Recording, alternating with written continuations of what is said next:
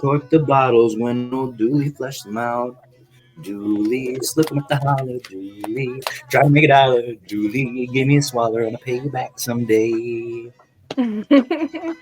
All right. Good evening, y'all. Good evening, chat. Hi, Jimmy, Vicky. Hello, hello. So, dude, So we're having a little bit of a what do we call this? an It's not infomercial. a this is our infomercial. It's not a speakeasy. What do you call it when you hang out there? It's just a party. That's I the go to spot. Speakeasy. We're at the spot. We're at the spot, y'all. The spot or the place to The hang. scene, if you will. As you can see, Vicky is looking gorgeous. She's gonna do our entertainment tonight. Me and Jimmy, I'm creating the shine, and he's gonna deliver it. You know, By golly, these new Ziegfeld girls are the rage. beautifully. Thank you for showing up. Good night. I can't believe she made it. It's 2 a.m. in the UK. Cheers to that. Go get some sleep, baby. Love you. Cheers. Oh, I can't see the comments. I'm sorry, you can't. Let's see.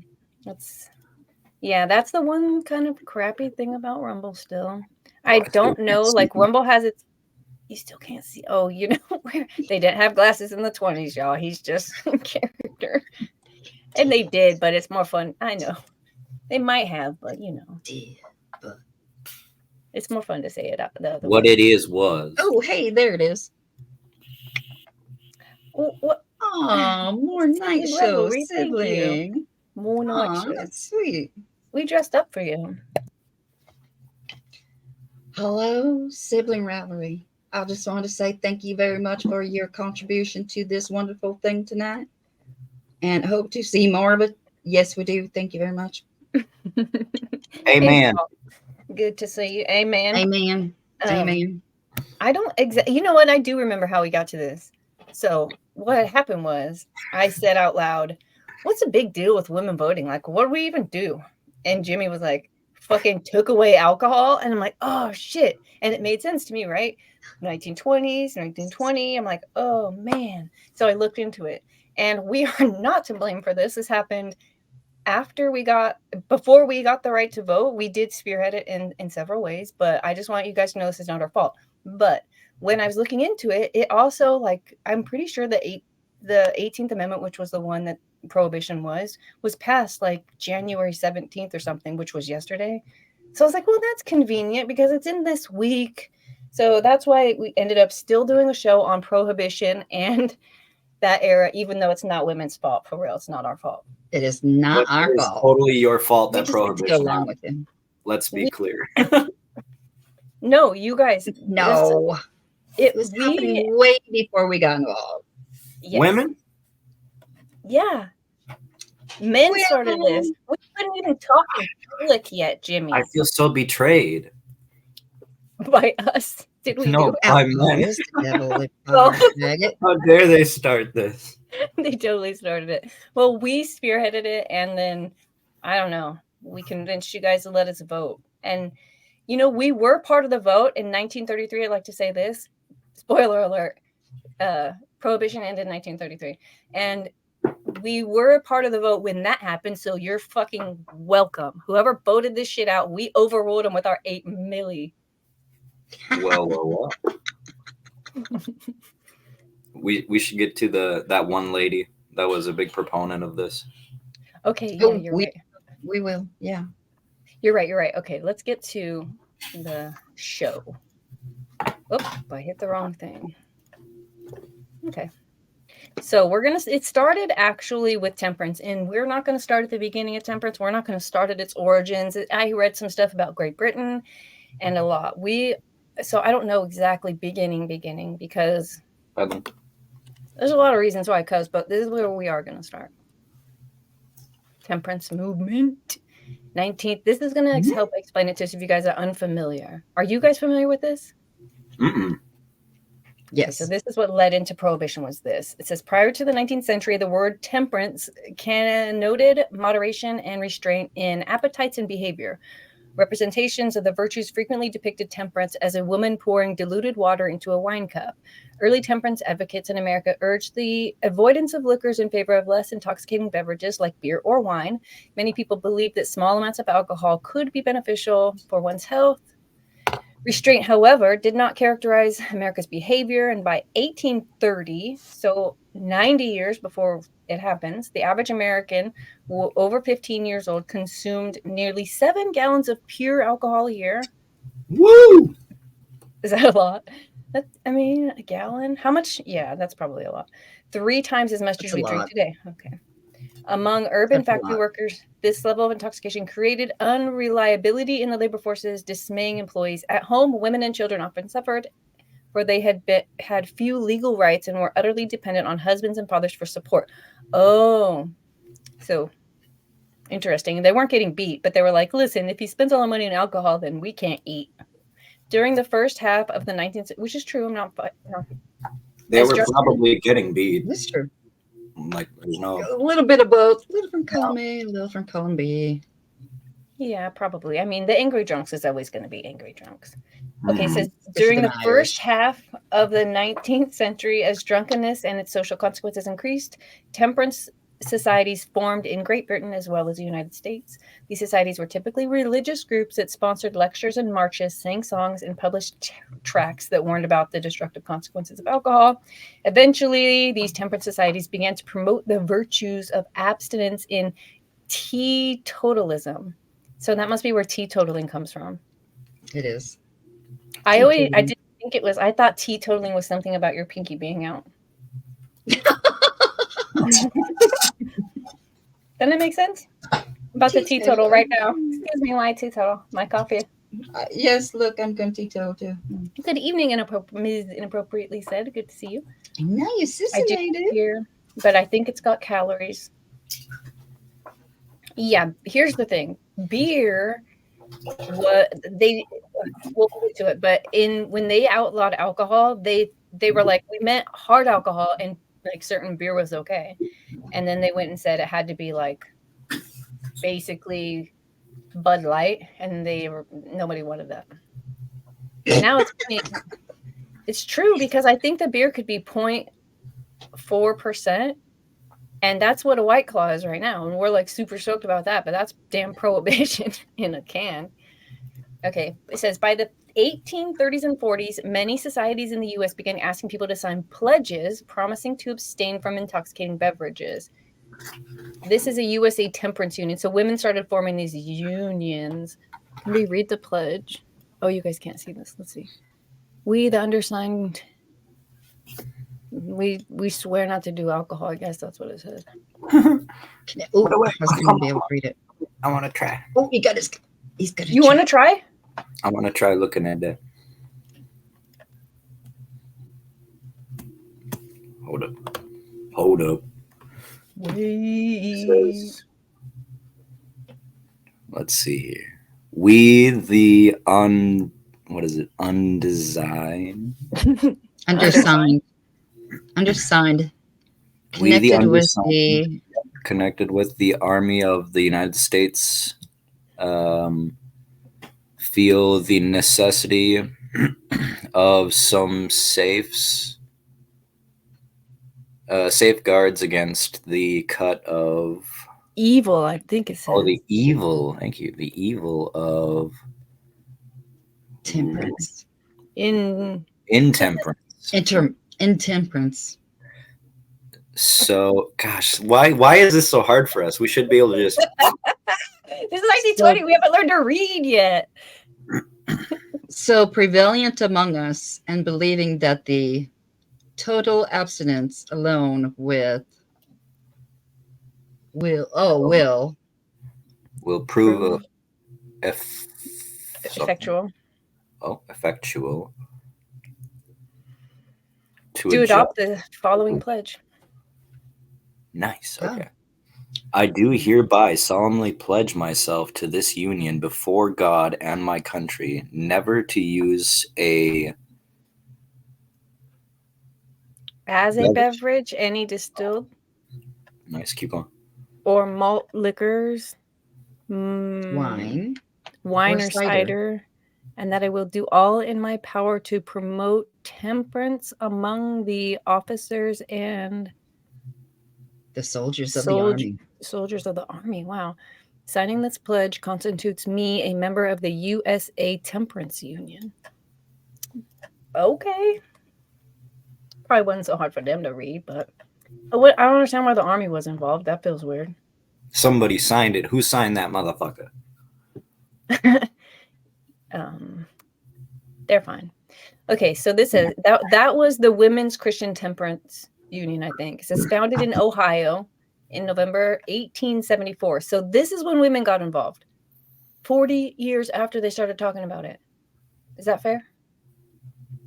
Wait. Ish?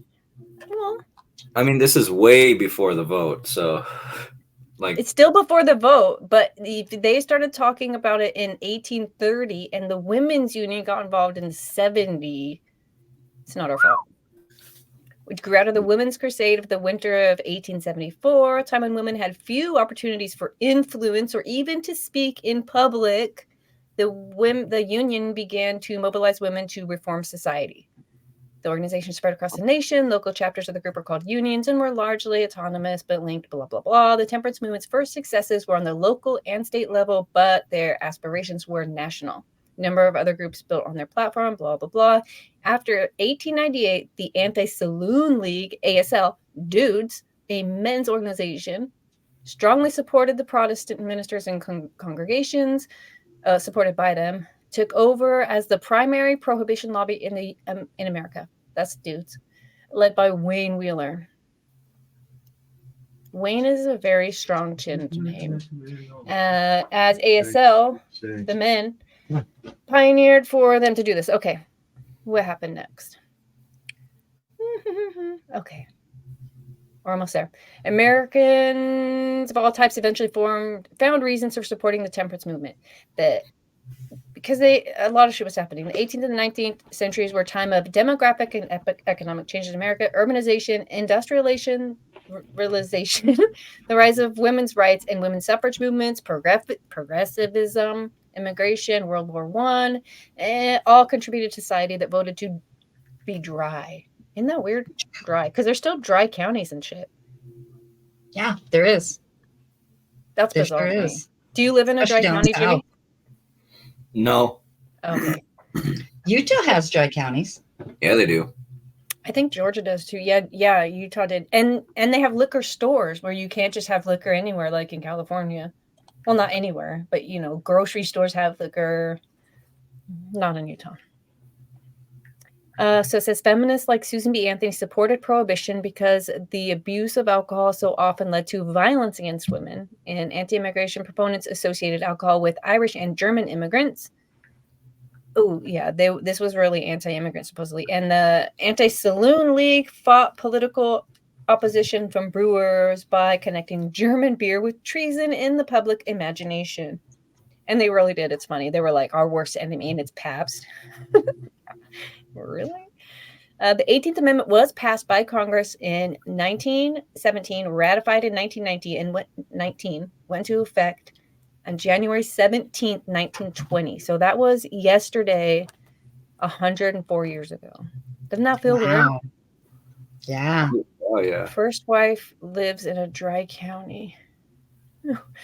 Thank you, Sibling Revelry, for the $5 super rant. Super rant. That's his new name. Your first wife lives in a dry county? Is that court ordered? I don't know why that's funny. Look, inappropriate laughed. I don't get it. Meat laughed too. Do you guys get it? They don't get it either. Okay, well, this is 18. You get it? Mm-hmm. Oh, is he talking about her? Never mind. I don't want to try to guess. I'm so sorry, you guessed. It's all that's good. It. That's it for that article. Get out of here. So that was temperance, alcohol. They said that temperance was signified by a white bow. That's why I put a white bow here. A white ribbon. Maybe white ribbon, and I picked bow. I don't know that part. Yeah, it's kind of boring. Let's move on to prohibition. Well, let's see, actually. What are these links? Oh, 36 facts about the temperance movement. Chat, you're in for one. There you go. See, here we go. His wife lives in a dry county because he doesn't make. That's what I thought, but then it felt gross to think about it, so I didn't know what I was doing. Number 1, temperance movement is a social movement promoting temperance. We knew that. Participants in the temperance movement typically criticize alcohol intoxication. We knew that. Typical. Okay, we knew that. Around the 1800s, newly arrived immigrants from Germany and elsewhere increased beer's popularity. Oh. Ooh, there's a really good story behind the German factory who started, what was the house they lived in? It's there in St. Louis, Missouri, and it's actually very haunted. Bless you. These are boring. Here we go. This is mental floss. Gosh, I hope this gets it more interesting. Facts about prohibition. Coming right up. Oh, I have to scroll. Yeah, I'm like, I don't see nothing. I know. I was waiting for it to load, and I realized that I got to do it. Oh, look at that. Prohibition's nice roots as old as the colonies. I know. Look how they're probably at a party. Wait, they're buying drinks in 1931. I think some states decided that law could go fuck itself. Like, I know New York did before it was a sin. Yeah, I'm pretty sure it was eventually to the point where like people would drink in front of officers and be like, "Hey, do you have any plans on arresting me?" I didn't think so. Yeah, right. This says early Americans protested prohibition. Farmers and distillers refusing to pay the tax led to the Whiskey Rebellion, which saw armed resistance challenge Wisconsin's militia. The resistance ultimately fell apart. Oh, what did I say? Wisconsin. Like, how did you get Wisconsin out of Washington? It starts with a W. I was glancing, apparently. People fought for the right to drink alcohol. It said 2 men were convicted of treason for it, but Washington pardoned them. Maine got an early start. They were the first ones to outlaw alcohol, which passed its law. Yeah, 1851. Wow, they really were ahead of it. After 4 years under law, a mob of 3,000 stormed City Hall in 1855 when the Irish working class residents found out their teetotaling saloon raiding mayor was storing $1,600 worth of liquor at City Hall. This son of a bitch. Oh, damn! Give us your liquor. See, this is why we need to check. We need to check our government since forever. Kansas prohibited alcohol in its constitution. Damn. Kansas was the first to have a constitutional ban on alcohol manufacturing and sales. Voters passed it in 1880. The Supreme Court once called alcohol evil. Damn. Prohibited. Now that's the first thing to do. Said it had a trial run during World War I. Americans got a taste of prohibition when the Wartime Prohibition Act passed and took effect in June 1919. Preserved grain for the war effort. Oh, so they just kind of kept going. The Prohibition Party mascot was a camel. That's what the hell? What's happening here? Too much alcohol. Is he drunk or am I? I think he's drunk. I'm not sure. This is weird. I don't know what to look at. I'm chewing his cud, getting ready to spit. Gross. Clearly, y'all just never seen animals before. They look like this all the time.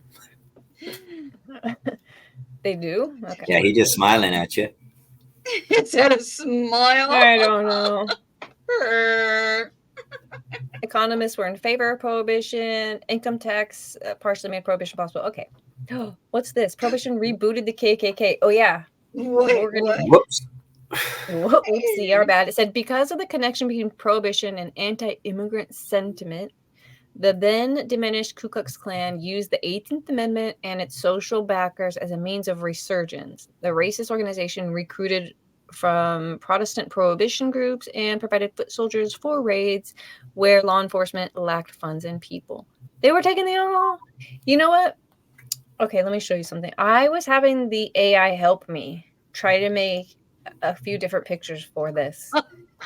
background, right? And so I was like, make a speakeasy with one dude. Actually, I said 2 women and 1 dude, but every time I said 2 women first, it just did whatever the hell it wanted. So I said 1 dude and 2 women, and it started getting it correctly. And the chicks are always like 10 out of 10s every time. Well, this one, I said, show me a speakeasy with 2 women, 1 man speaking into mics. And it's like, kind of. Then I said, okay, based on all the new information I gathered about this KKK, about everything, I said, create an image of 1 man and 2 women at a speakeasy with bootleggers outside and the KKK nearby. And the AI says, I'm sorry, but I can't create that image for you. I don't support results that are offensive, hateful, and harmful to others. Please respect my values and boundaries. Thank you for understanding. And it gave me prayer hands. First of all, values is a stretch. You're a freaking computer. And why are you praying hands me? Second, if you look, it says, it might be time to move on to another topic. Let's start over. And the only thing I can do is tell it, I'm sorry. I didn't mean to offend you. What the fuck? It's trying to make me apologize to it. No, don't use that AI anymore. Wow. Pick a No, this is way better than, okay, so I messed around with this AI today a lot, and it was willing to learn and understand and repeat and apologize when it fucks stuff up.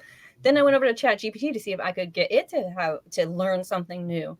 No. It chastised me about ethics and morals for like 30 minutes, and I'm like, finally, I got it to be like, okay, I'm sorry. I just mean that based on my programming, not based on what you said. And I'm like, you bastard.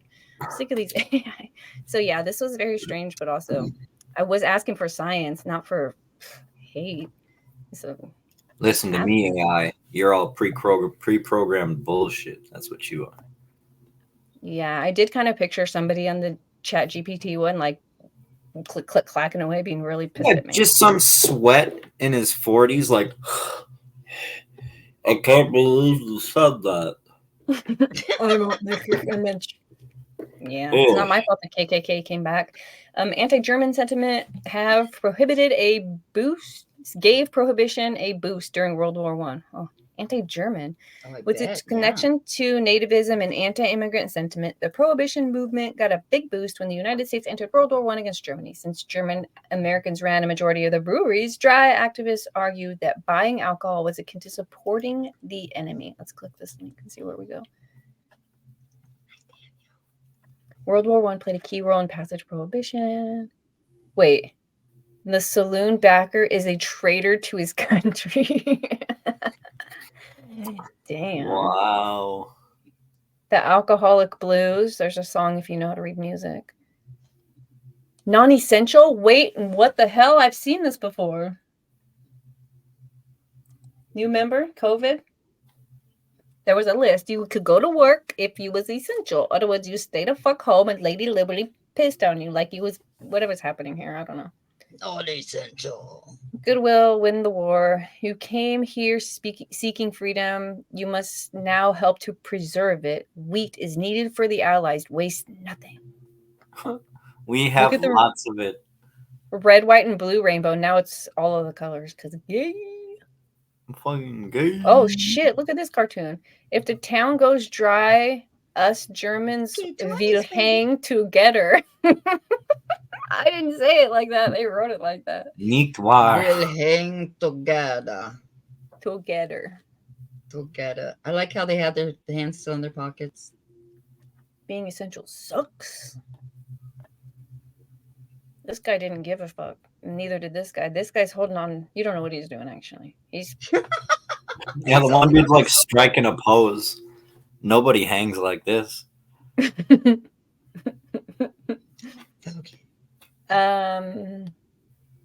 Look what's happening here. Devil Dog recruiting stations. 2 for German nickname for U.S. Marines. German Hunden. 2 for Hunden. Devil Dog recruiting station. Wow. So this is a German dog getting chased by an American dog. Damn. Yeah. Okay. Cool. Yeah, it's a dachshund. German Shepherd. German Shepherd. That little one? No, that's a shepherd? No, I said pretty sure there are German Shepherds. Like Wiener Schnitzel is quite a small German dog. Der Wiener. I asked one Wiener time. Schnitzel I dirty, yeah. asked before the AI was a thing. Try just asking Google what No, I asked Siri. I was like, "Hey Siri, what does der Wiener Schnitzel mean?" And they said, "I don't know what der Wiener Schnitzel is." And I was like, "No, I didn't say Wiener Schnitzel. This is racism, and you started it." Like, she really thought I said Beaner. I said Wiener. Wiener Schnitzel. Wiener Schnitzel is when you add the beans to it, yeah? Yeah. Yeah. Anti-alcohol groups claim wine was made with cockroaches. Dry pastor T.P. Hunt warned people of What the hell? off Madeira wine by saying it was common practice to make it with a bag of cockroaches. Gross. I believe it. Yeah, people would have believed it back then too. They'd have been like, "Oh, fuck that." Look at this. Yep. Prohibition fan George McCandlish said that he'd seen a dead man's brain burst into flames when doctors tested it for alcohol with a lit match. Okay. This is real.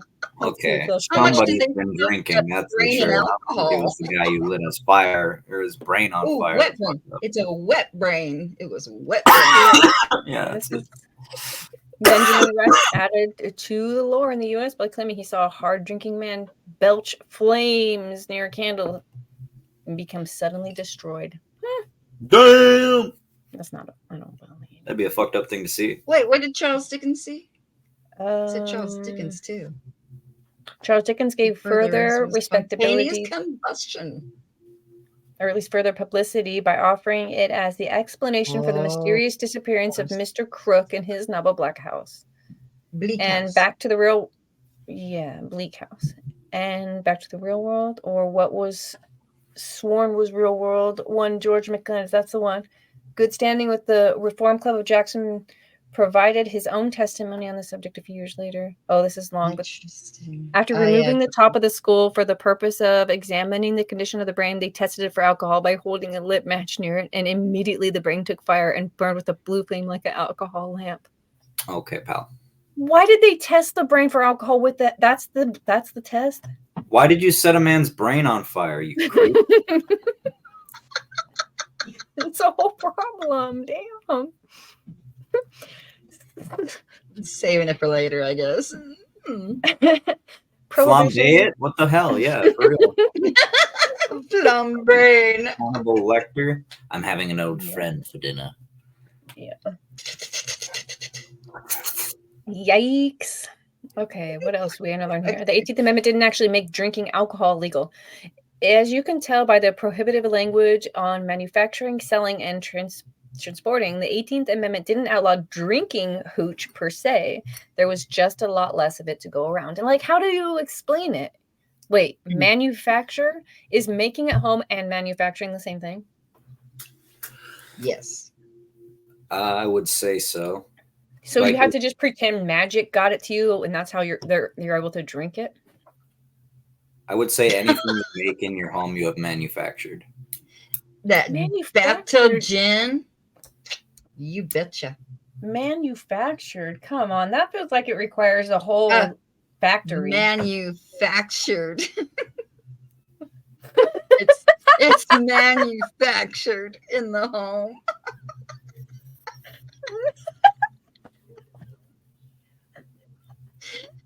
You see what she did there? We've been at the speakeasy all day, y'all. All day. All day. I've been drinking all her. I mean, obviously, I don't understand. Okay, so the 18th Amendment, which we're about to learn in the next slide, if we could ever get there, it really led to organized crime. Well, we already learned about the KKK. That was obviously organized crime. Oh, look at all that booze going down into the sewer. Yeah, let's see if we can find more pictures. Oh, that's that camel thing. People would hop in the canal to get drunk. I think I lost the PDF somewhere. Okay, hold on. Were they dumping it in a sewer or in a storm drain? They're dumping it in the storm drain. Do you want to see some pictures of that? Hold on, I'll pull them up for you. Yeah. People could literally just go where it exits and like, right. Well, swim in that shit. Pee underneath there with the jars. Yeah, for real. Like you could probably follow it back to that point if you knew they were going to do this and just catch it all. Have a bucket. Yeah, these pictures are We super could freaking resell rad. all this. Wow. That's right down into the sewer. That's That's a super Wow. cool. That's a hell of a picture, yeah. That Look at was this a- guy. Look at this guy second to the right. this Yeah. guy. Like he's the Monopoly He's guy. the business owner. Yeah, he's sad about Who's that this. in the back between the two? Oh, guys? he's Is the that a mayor. person there? This? Right there. Yeah, that's Oh a yeah, guy.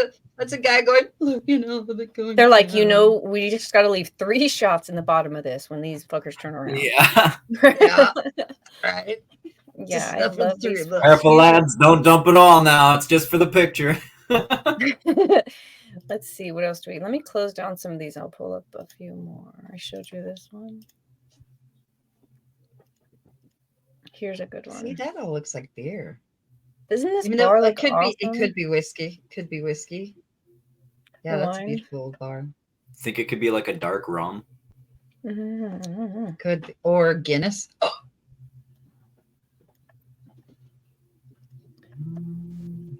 They did protest. I love their signs. We want beer. We want beer. we want beer. My wife made these for us. Carry them, lads. Carry them, lads. Oh yeah, this is some organized shit. How are they all the same sign?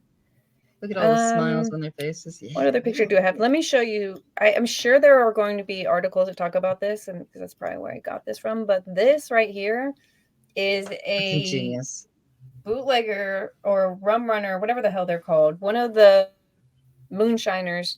They would be out there trying to hide their tracks, so they put these wooden blocks on their shoes that look like hooves, so that their tracks look like animal hooves. Isn't that cool? Yeah, I've seen this in the Andy Griffith show. They did this. Yeah, well, and they also did this. They disguised their liquor as lumber haul. Nice. That's kick-ass. That's super cool, huh? I like to point out that they had to have been stupid to have been found. This guy. Well, like that's ingenious. Yeah, someone dropped a dime. Yeah, must have. Because you never get found. Like that looks too good. Someone just glued all the wood together, like perfectly. Look how it's all misshapen. Yeah, right. Like I said, inauthentic protests with all the signs are exactly the same. You know, that's a buzzkill. There's another protest sign here, but it looks the same. But let me show you this. Tell me if this looks familiar to you. This is called The Downward Path. Published during this time to tell you, you know, you go from basically the house to the social club, to the saloon, to the pit of hell. But this is called The Downward Path, which is technically, I think, I've discovered the original Slippery Slope. Me. Yeah, definitely. Right? Because I remember this one. Let me find it. Yeah, this one. Save these. I don't know. Something like this. I mean, it's actually worse than this, but yeah, you get it. Anyways, the point was to show you where it came from. What, did I lose it? Yep. Here's another protest. I found it. Same dude, same protest. Yeah, well, I guess they just maybe the labor organizer did this. You know what I mean? Like they showed up. We want beer 1933. Oh, this could have been after during the presidential stuff. Like that's weird. 1933. Was it Prohibition up by then? This would be the year that they elected a president who campaigned on it. That's what I was going to say. Maybe this is campaign shit because it's saying like, or I guess maybe they just put the year on it. I don't know. But he campaigned on giving them back their alcohol and they elected him. And so they got it back by the end of the year. December, I think. Actually, we can know. Let me show you.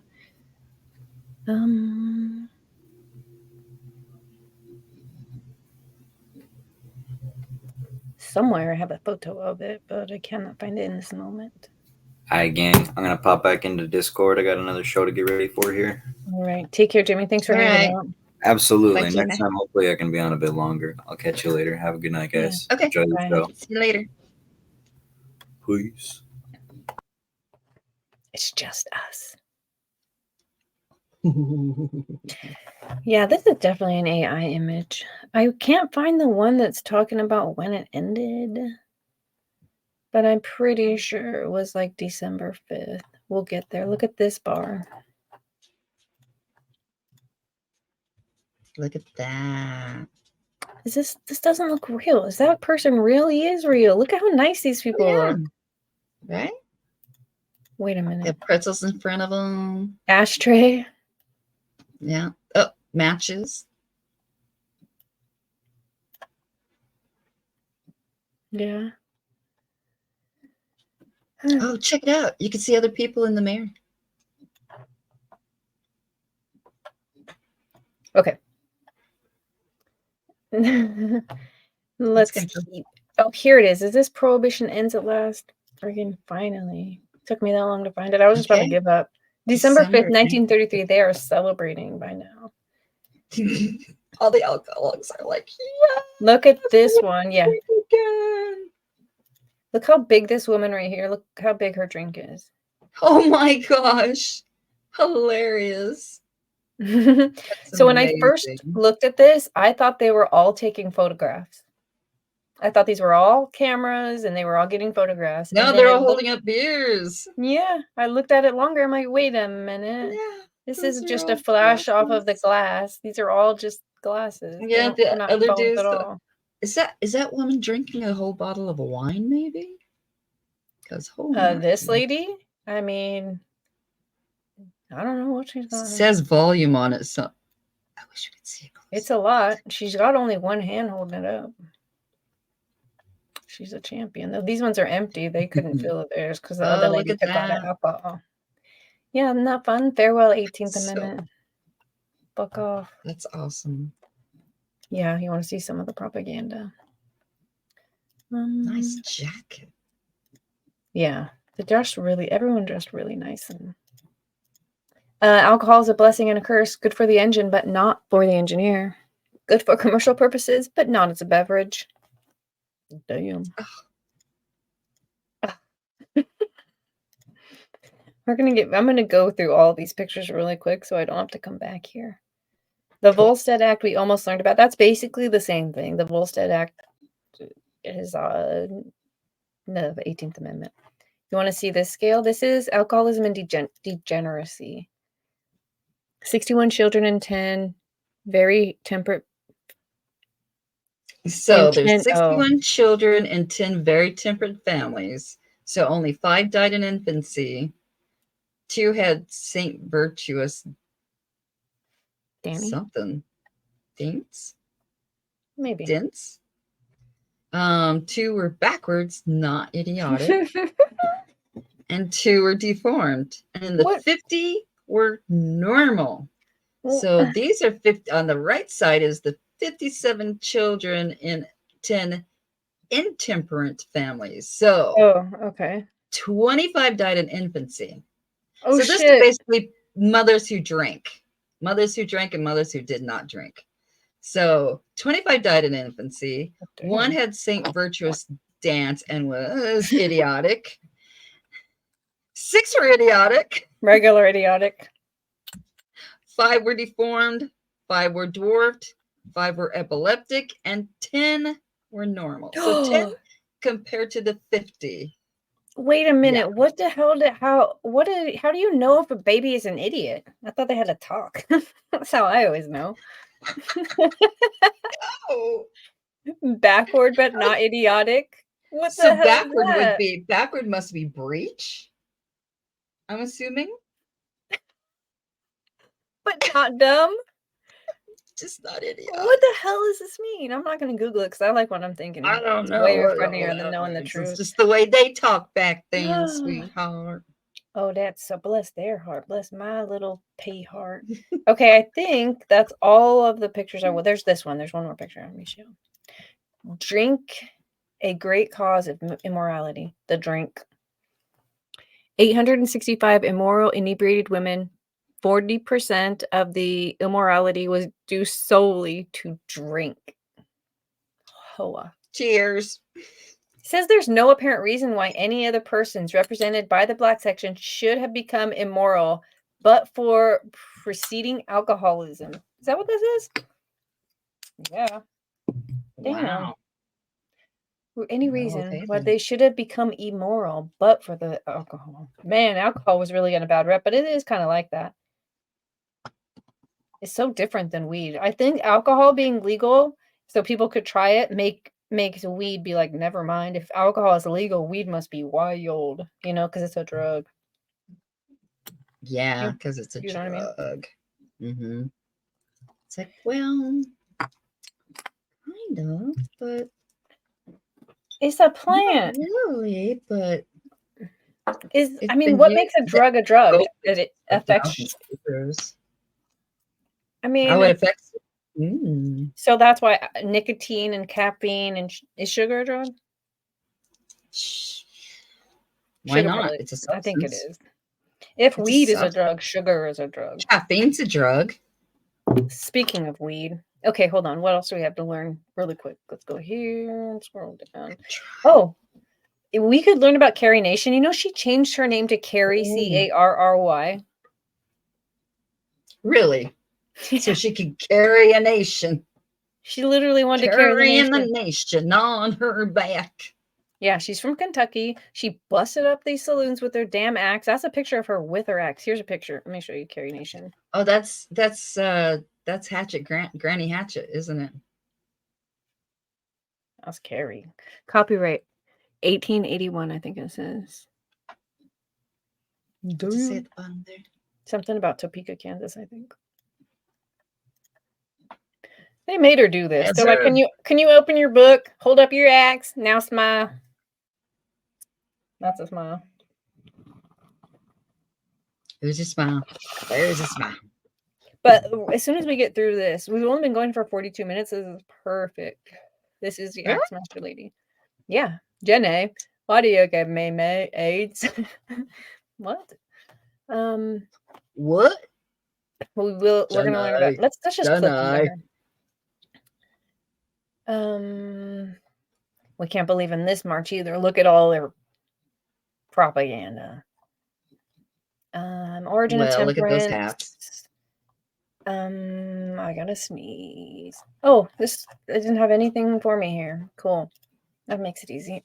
One of these is gonna have some interesting information about Carrie Nation. Maybe it's this one.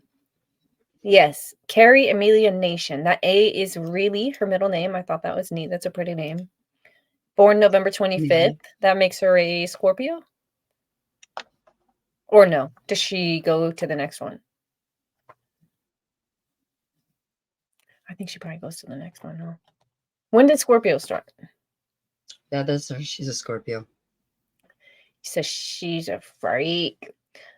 She was a famous leader and activist before women could vote in America. She believed that drunkenness was the cause of many problems in society.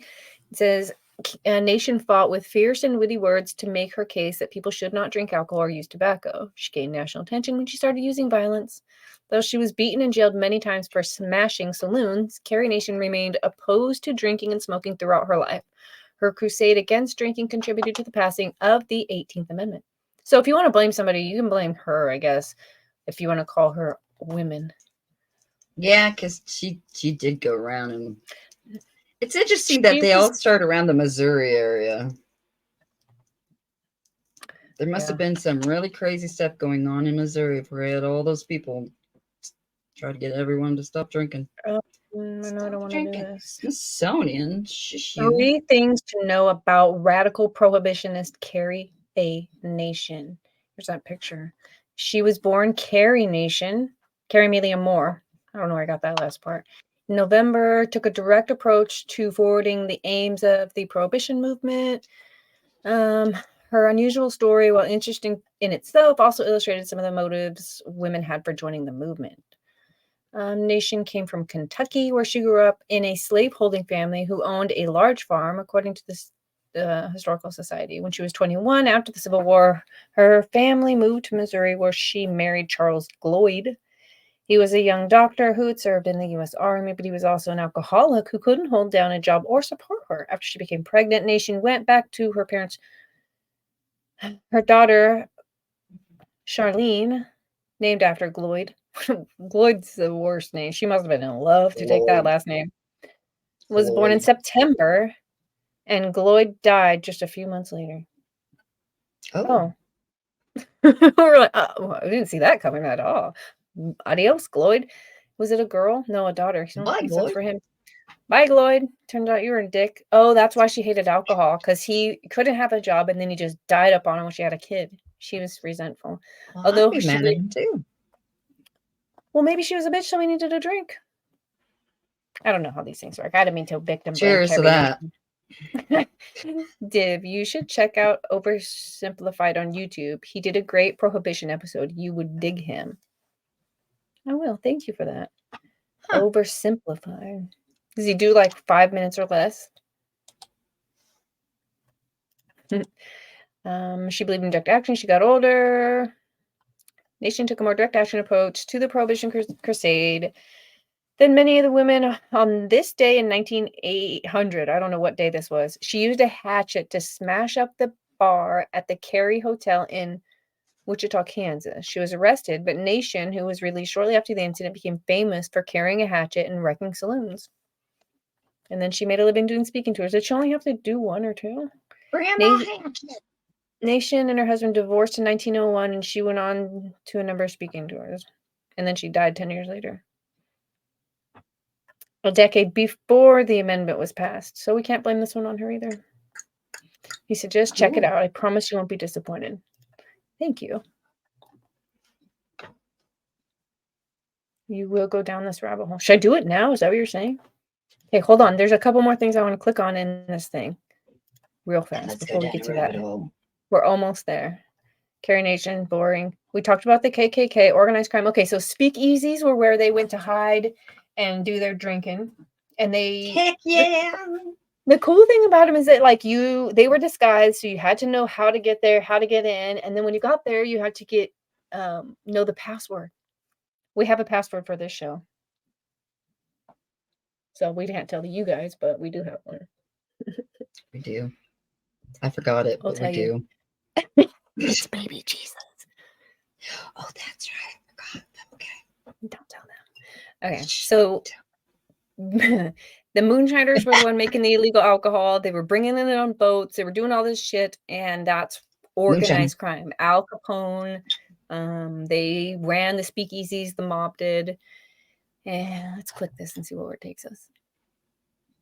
Let's go. How? Oh, this is Prohibition. How it started in NASCAR. How the hell do I get rid of this ad? Oh, I gotta make this bigger. I figured it out. There you go. Okay, so NASCAR doesn't seem like a likely candidate to have particularly romantic or roguish origins. The umbrella organization, which stands for National Association for Stock Car Racing, of multiple car races, primarily in the American South, is most commonly associated with lots of cold beer under the sweltering sun and rowdy fans hollering, "Just tell me about the shit." Basically, I just when it got interesting. NASCAR was actually born from a few rakish drivers determined to get people the booze during the Prohibition era. Isn't that interesting? They needed to go faster than the police, so they did. So they souped up their cars, and they went fast. Mm-hmm. Point A of the improbable. That's right, shake and bake.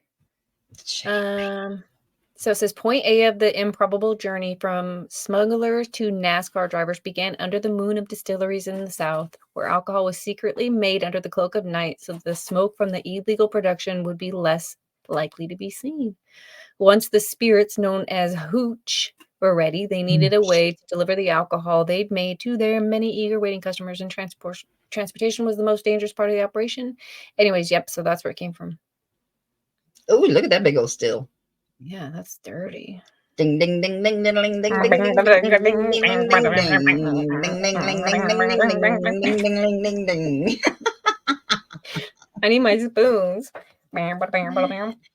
Oh, Ooh, look, this is more of them dumping it out, more NASCAR stuff. Okay, let's keep going. Almost there. NASCAR. So now you guys know about that. This is what I wanted to get to. This lady called Elizabeth Free. Is this the last? This is it. After this, there's 3 pages of how to get to us. How it ended, we already know. It just ended because they voted it out.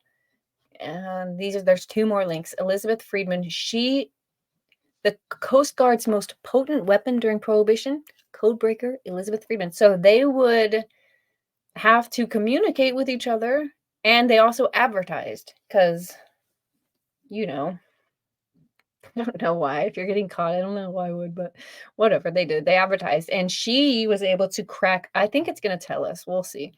On April 11th, 1931, during the height of Prohibition, federal agents raided the New Orleans headquarters of a Vancouver-based liquor ring. They arrested 9 people and issued warrants for 100 more, including 4 members of Al Capone's gang and at least a few Mississippi deputy sheriffs. Oh! For 2 years, investigators had watched, listened to, read, and deciphered the activities of 4 distilleries, united in New Orleans as one of the most powerful rum rings. Grand jury indicted 104, and in 1933, Yeah. Colonel Amos Woodstock, special assistant to the Attorney General, led the Woodcock. prosecution. I said stock. I didn't want to say cock. I was okay. I said, yeah. I'm prohibitioned. I'm one of them. Approved, whatever they call themselves again.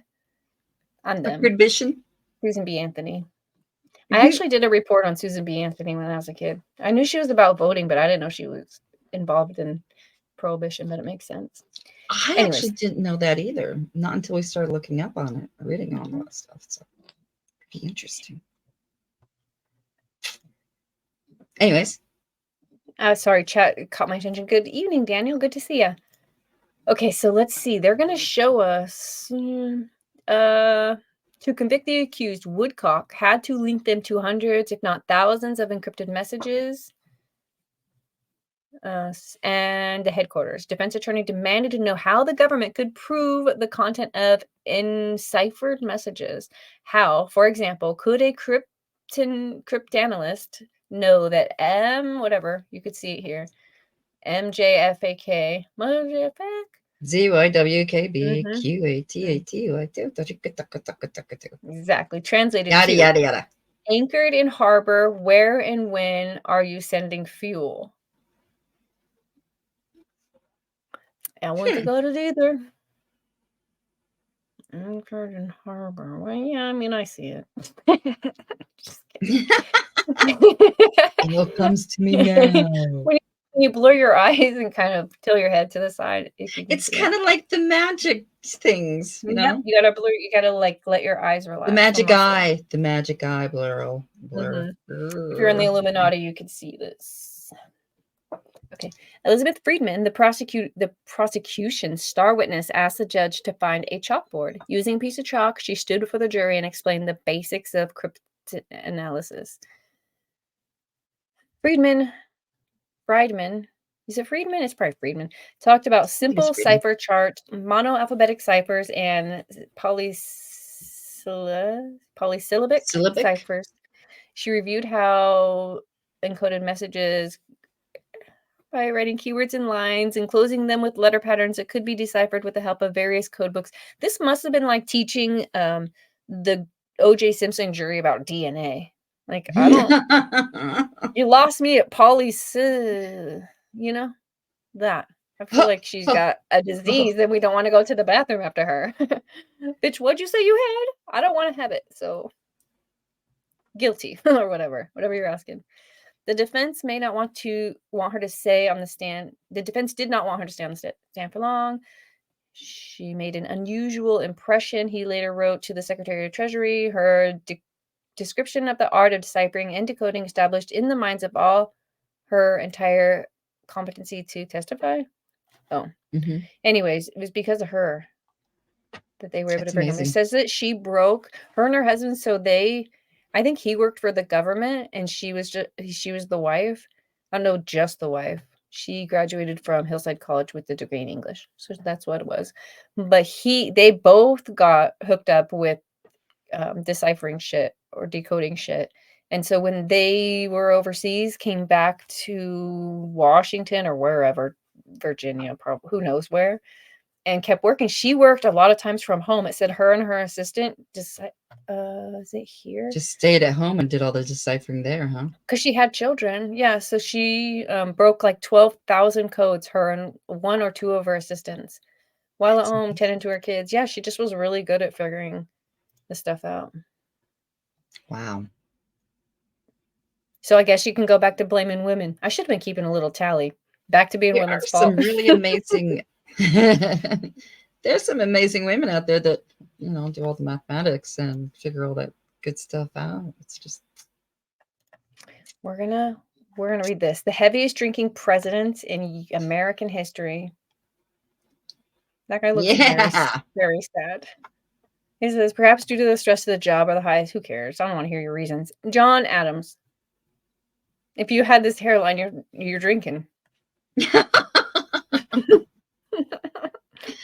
think it's popular back then. This was no. This is not. He didn't choose this. That he might have chose, but this is not okay. It's fine, but it's drinkable. You know, America's old second man. president achieved many things before and during his presidency. Surprisingly, he may have done many of them while ever so slightly drunk. He had a fondness for drinking, but he was especially fond of hard cider, which he once described as refreshing and salubrious. Cool word. Salubrious. I like that. He picked up the habit of drinking at Harvard and enjoyed it so much that he drank it every day for breakfast for most of his. Oh, he became an alcoholic in college? That's how you say that. Uh-huh. John Adams. Wow. A daily splash of booze was so essential for Adams, in fact, when he was getting ready to sail for France on the U.S. frigate Boston, Adams wrote a packing list for himself that included a keg of rum, a barrel of Madeira? and 4 dozen bottles of port.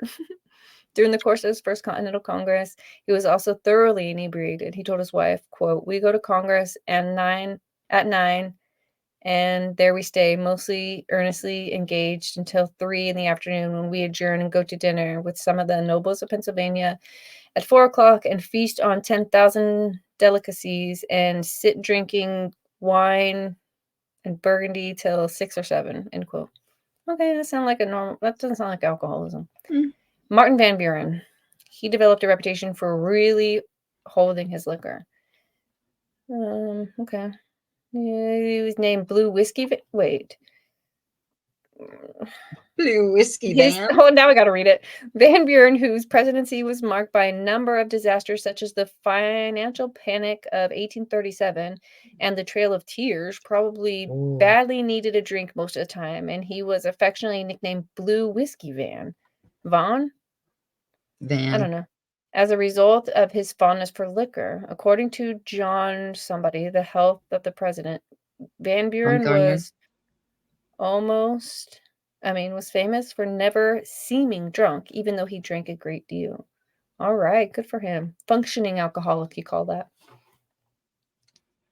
On the other hand, Van Buren seems to have self-reflected about the dangers of alcoholism, and he once warned his son in a letter, "What you may regard as an innocent and harmless indulgence will take you years to overcome in the public estimate." Public estimate?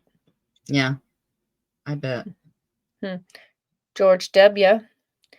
President George W. quit drinking for good years after years of alcohol misuse and bad behavior. Although it is debatable whether or not Bush had an alcohol addiction, he definitely drank too much, and his love of getting smashed won him the disapproval of friends and family. Bush's drinking habits went back to at least his college years. Did you know that?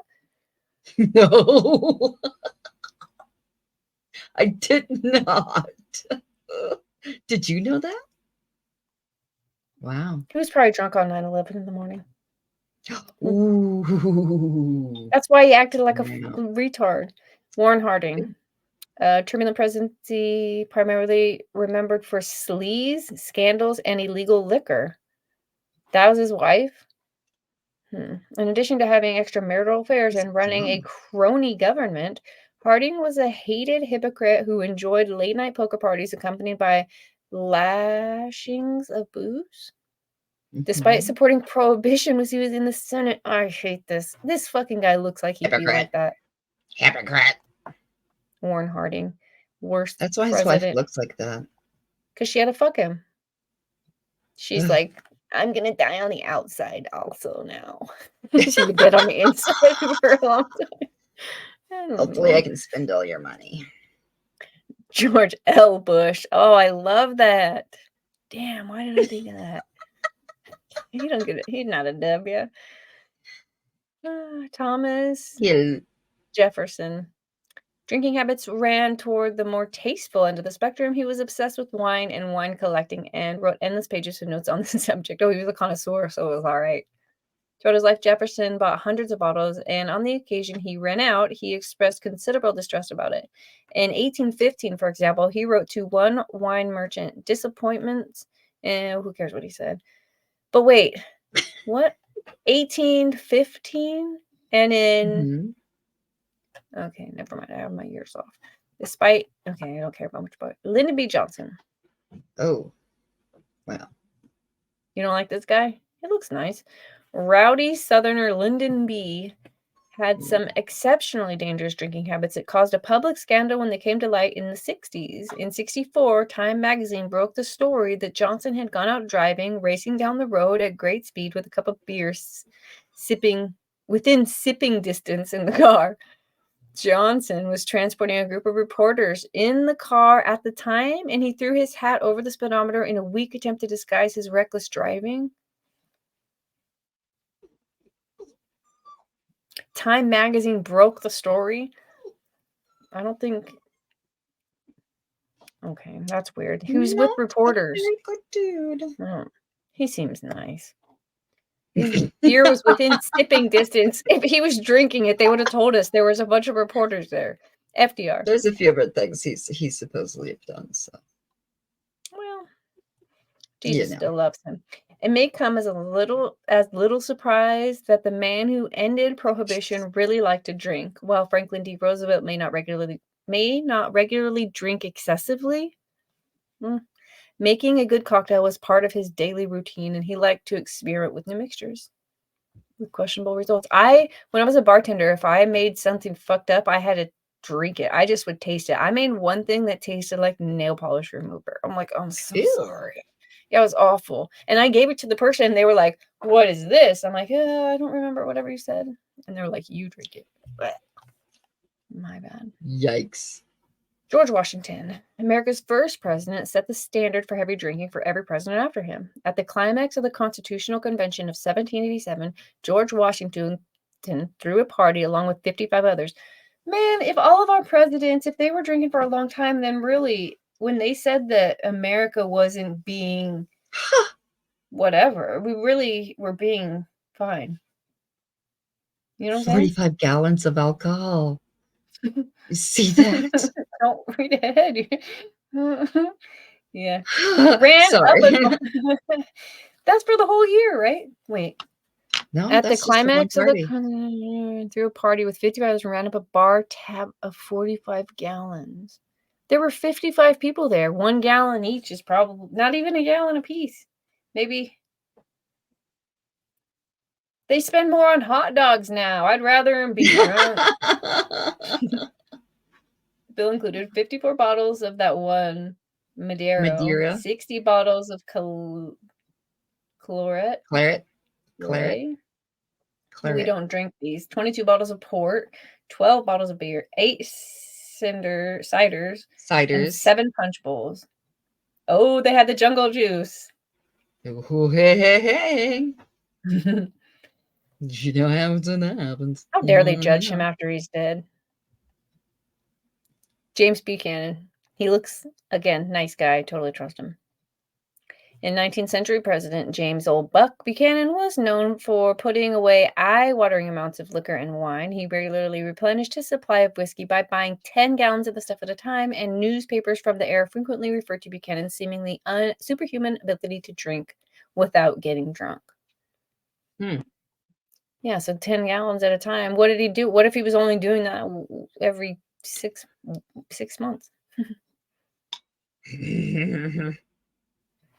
While Buchanan's demeanor may have remained unchanged by his drinking, his health was affected by his overconsumption of alcohol. Later in life, like many other hardcore drinkers, Buchanan was saddled with a crippling case of gout. Ugh, Ooh. I thought wet brain was the only thing he had to look out for. Let's look what gout is. Gout, a disease in Gout. which defective metabolism of uric acid causes arthritis, especially in the smaller bones of the feet. Deposits of chalk stones, and episodes of acute pain. Gross. Yeah. Rich man's disease, way back when, because people who eat a lot of red meat would get that. From the acid stuff? Uric acid? Yeah. From the ass. Yeah. I guess so. Damn. I'm not sure what it was. So Buchanan could why they fucking talk shit about him when he just had a lot of red meat and he wasn't probably being an alcoholic? Well, drinking red meat, just eating a bunch of stuff that's not good for you. This says Ulysses S. Grant. What do you think about Ulysses S. Grant? Hey, hog dog. 2 hands, 1 mouth is my only drinking problem. This is America.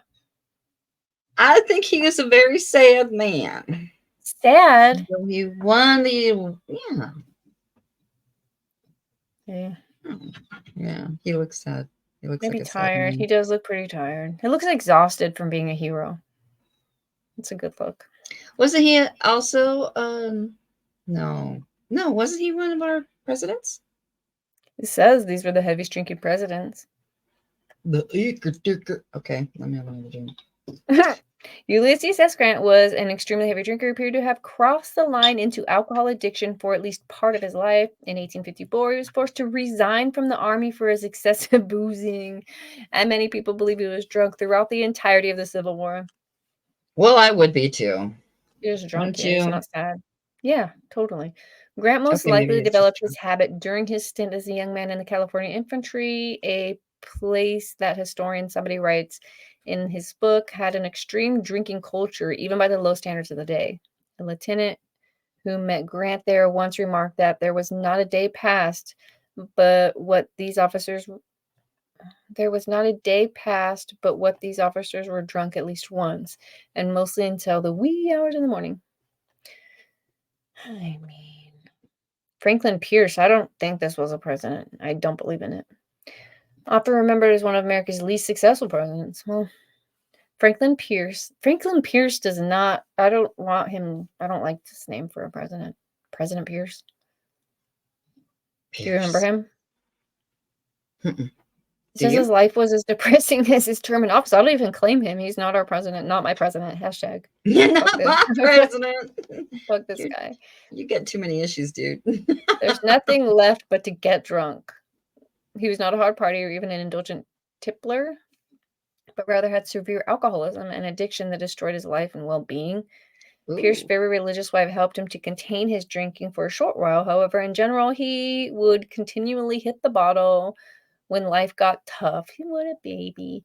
Although he had a brief flirtation with the temperance movement in the 40s, Pierce never really got over his addiction, and he was crushed by the pressures of his life in office. The death of his only living son around the time he was elected as president pushed him to drinking heavily again, and his group of very drunk friends made it difficult for him to quit. Imagine, you guys are all drunks and your homie gets the presidency? If you thought we was drunk before, homie, we just gotta be drunk now. When Pierce retired, his drinking also got increasingly severe. Okay, sorry about that. Sorry about your kid. U.S. presidents who really were really weird people. That sounds fun. I'm not gonna do it though. Who were really weird people. I believe it. That's it. How did it end? There's just 2 links here. By 1930s, it was clear that Prohibition had become a public policy failure. The 18th Amendment in the U.S. Constitution had done little to curb the sale of production and consumption of intoxicating liquors, and while organized crime flourished, tax revenues withered. With the United States stuck in the throes of the Great Depression, money trumped morals, and the federal government turned to alcohol to quench its thirst for desperately needed tax money and put an estimated 500,000 Americans back to work. February 1933, Congress easily passed the proposed 21st Amendment that would repeal the 18th Amendment, which legalized national prohibition. Even 17 of the 22 senators who voted for her prohibition 16 years earlier now approved its repeal. State conventions quickly ratified the proposed amendment, and by December 5th, 1933, only 3 more states were needed to garner the requisite 3/4 approval to make it a law. That afternoon, Pennsylvania and Oregon gave their assents, but the identity of the 36th state that approved the 21st Amendment and drove the final spike into prohibition was an unlikely one: Utah. Scrambling to beat Maine as the state to legalize liquor, Utah's convention unanimously ratified the amendment at a precise local time of 3:32 p.m. For the first time in American history, a constitutional amendment had been repealed. I didn't know that part till this moment, that that's the first time we ever repealed something. Hell yeah. I did not know that either. Dude, we learned a fact right now. Oh, I'm going to switch my careers.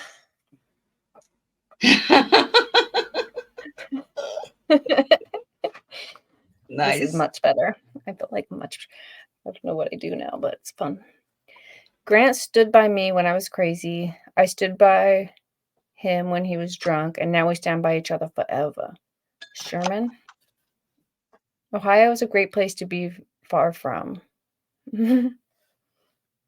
Do a beer bong while playing beer pong? Ulysses says Grant was our guy. I'm out of weed. I'm not out of weed. I don't smoke weed. But I am out of marijuana. Hey, I've got an issue with the little man here. What time is it? We're at 1 hour and 11 minutes. I think, Vicky, hold on. Let me click one more link because it's here. But I think we can be done. We could go just be on Hey. the repeal of prohibition. So that's Okay. basically this one thing. By 1929, after 9 years of prohibition, many Americans were discouraged. They'd long seen people openly drinking illegal alcohol beverages that were available almost everywhere. They read news stories of murders and bombings in the big cities perpetrated by organized crime members made rich from bootlegging liquor, wine, and beer and smuggling it by land, sea, and air. In Chicago, February 14, 1929, cohorts of infamous racketeer Al Capone lined up and gunned down 7 associates of rival gangster George Bugs Moran in what reporters nicknamed the St. Valentine's Day Massacre. You knew that? Yeah. You remember that? That's Bugsy Malone. Yeah. Bugsy. The news of the brutal mass slaying shocked the country, including a proponent of prohibition. Was this one of the first mass? What do they call it now? Massacres? Mass shootings? Mass shooting. Massacre? God, if they called it a massacre still, people be like, oh my God, I mean, mass shooting's fine, but a massacre? Not with my guns. Take them. Just kidding. Oh, remember we watched Some Like It Hot today? Yeah. Mm-hmm. And Yeah, the beginning of it was about when they actually shot up all those guys. Who was it? Spats Malone. Oh, all those dudes, and then the two guys that had to change into looking like females to get away from them because they were witnesses to the. I forgot why they did that. I couldn't remember what it was based off of. Was the Saint? Oh. They even call it St. Valentine's Massacre. Uh-uh. Just interesting. Yeah. Oh, I didn't know that. I would have paid more attention. Yeah. I paid as much as I could. It said the public started having second thoughts about prohibition not long after it started. As early as 1922, so 2 years later, 40% of people polled by Literary Digest magazine were for modifying the National Prohibition Act, the Volstead Act, and 20% backed repealing the 18th Amendment. In 26, 81% of people not plotted, that was my thought, polled by the newspaper, favored modifying the prohibition statute or outright repealed the amendment. Just a few weeks after the St. Valentine's Day Massacre on March 4, 1929, President Herbert Hoover himself, a committed dry, took office and right away requested that Congress meet in a special session for a long list of issues. A committed dry. So you were a dry or a wet? Mm-hmm. Interesting. I would. Totally different now. I don't drink, but I want the opportunity and option to drink whenever I feel like it. So I would identify as a wet, even though I don't drink. Does it count if you drink sometimes to say you don't drink? I do. I guess I do drink. Out the new president's request, Congress passed a bill to create a special commission chaired by former U.S. Attorney General George Wickersham to study what Hoover said was the problem of enforcement of prohibition and whether repeal was necessary. I want that man Capone in jail. That October, the stock markets crashed on Wall Street, and so began, amid Prohibition, the Great Depression, the worst economic downturn in the nation's history, and no one could drink about it. Oh, no, they drink about it. Nobody could drink. That's why they fucking drink. Larry What else came do around, they they're have like, to lose, right? we Fuck want outta here. some alcohol here. Oh, yeah. Wow. I, There's a lot there. we're not doing all that. That is enough. I feel informed. Do you feel informed? I feel informed. Do you There's guys one more feel thing. informed? I just want to say this. But marijuana has been in prohibition since 1937. Federally. I believe that. It's true. Am I sharing? Yeah. There's, look at this. I always heard a rumor that DuPonts had something to do with that. DuPont. Are they cotton people? Who's DuPont? What do they make? Well, they Google used okay, Google it, because I could be wrong. But I want to say that because they used to make ropes and things out of hemp. They used to make the rope, hemp ropes. I thought you were But going they with start this. to illegalizing the hemp along with the smoke itself because of some other kind of the rope industry making it out of a different substance. I could be totally wrong on that. No, I think you're right. It says, in order to eliminate drug use, the government made all addictive substances illegal in 1937. The Marijuana Tax Act, so they're dicks. The twist, it was believed that the DuPont family played a role in passing the law. The DuPont family is 15th on Forbes' list of 2016's richest families. Their net worth is $14 billion. The family's fortune is estimated to be shared between 3,500 family members and dates back more than 200 years. Yeah, trust me, if I'm the DuPont family, I'm going to know because my mom's never going to forget. 3,500 family members. Only when you're rich are they still paying attention if you're fucking related. What else? According to Hemp Business, look, Dwight K. Blake of American Marijuana, an organization dedicated to medical cannabis, indicated that at the time, families of wealthy and powerful businessmen and newspapermen were threatened by the growing use of cannabis, especially the DuPont family, who originally made their fortune from gunpowder. It was further reported that Project CBD, that the DuPont company was developing synthetic fabrics and had to compete against hemp. According to Hemp Business Journal, many hemp industry insiders, such as Jack Herrera, author of some book, believed it was a powerful group of American industrialists, including the DuPont family, who wanted to demonize the hemp industry in the 1930s. DuPont feared competition from hemp as a fiber. Bierman described how the tension was solely based on oil. The DuPont company had invented cellophane, a type of plastic made with petroleum, which was about to become the standard packing for most American goods. They also had invented nylon, a revolutionary carbon-based product that came from chemicals found in petroleum. Hemp fiber, however, was the first plastic to be made with plant oils, which could become a competition for DuPont's production.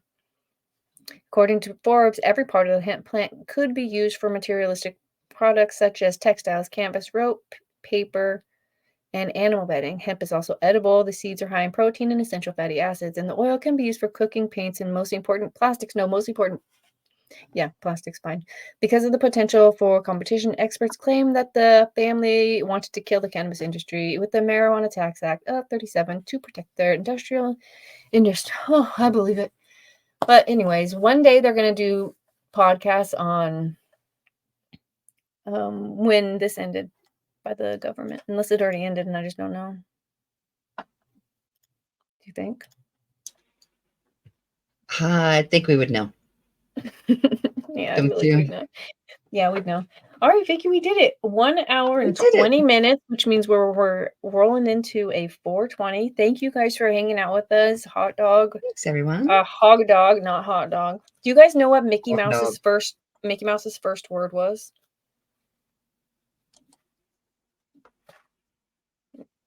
I know you've told me this, but I cannot think of what it is. It was hot dog, and that's what made me think about it was hog dog. It was hot dog because he was selling hot dogs. Hot And- dog.